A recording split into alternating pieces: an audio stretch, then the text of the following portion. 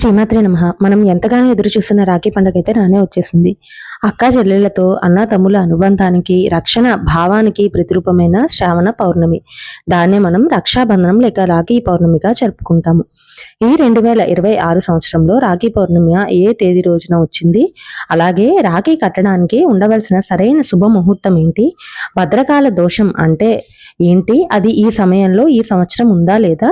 పూజా విధానం ఎలా ఉండాలి అనే విషయాల గురించి ఈ వీడియోలో తెలుసుకుందాం. తెలుగు పంచాంగం ప్రకారం 2026లో శ్రావణ పౌర్ణమి ఆగస్ట్ 28వ తారీఖున శుక్రవారం నాడు జరుపుకోవాలి.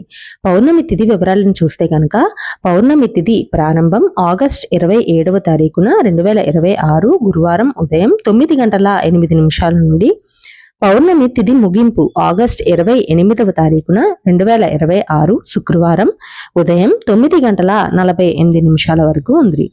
అలాగే ఇక్కడ మనం ముఖ్యంగా గమనించాల్సిన విషయం ఏంటంటే భద్రకాలం అన్నమాట.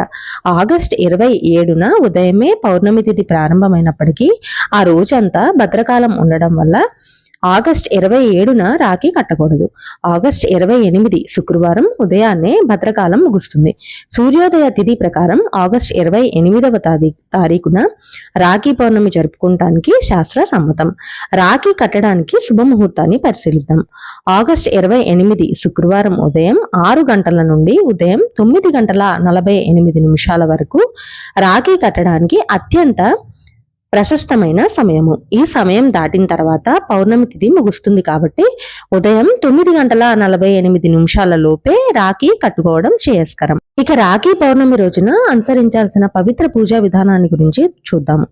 ఉదయాన్నే లేచి తలస్నానం చేసి సాంప్రదాయ వస్త్రాలని ధరించుకోవాలి.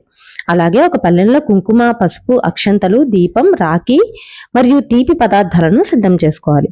పూజా గదిలో ఇష్టమైన దైవానికి నమస్కరించి ప్రథమంగా రాఖీని దేవుని పాదాల చెంత ఉంచి ఆశీర్వచనం పొందాలి.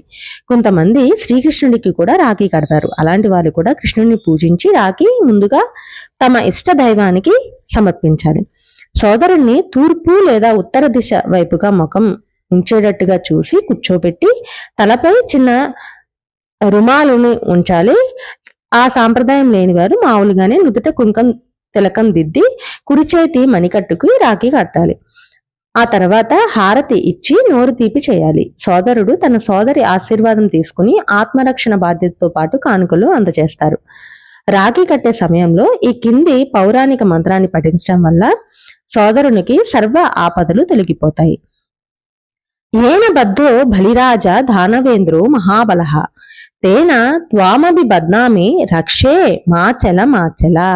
అనగా ఏ రక్షాసూత్రంతో పరాక్రమవంతుడైన బలిచక్రవర్తి బంధింపబడ్డాడో అదే రక్షను నీకు కడుతున్నాను. ఓ రక్షాసూత్రమా, ఈయనను మా సోదరుని ఎల్లప్పుడూ రక్షించుగాక అని ఈ శ్లోకం యొక్క అర్థం అన్నమాట. పురాణాల ప్రకారం శ్రీకృష్ణుని వేలికి గాయమైనప్పుడు ద్రౌపది తన చీర కొంగు చింపి కడుతుందట. దీనికి ప్రతిఫలంగా శ్రీకృష్ణుడు ద్రౌపదిని సర్వ ఆపదల నుండి కాపాడట. అలాగే లక్ష్మీదేవి బలిచక్రవర్తికి రాఖీ కట్టి వైకుంఠానికి విష్ణుమూర్తిని తీసుకువెళ్లిన రోజు కూడా ఇదే అని చెప్తారు. అందుకే ఈ పండగ రక్షణకు, నిష్కల్మషమైన అనుబంధానికి చిహ్నంగా నిలుస్తోంది.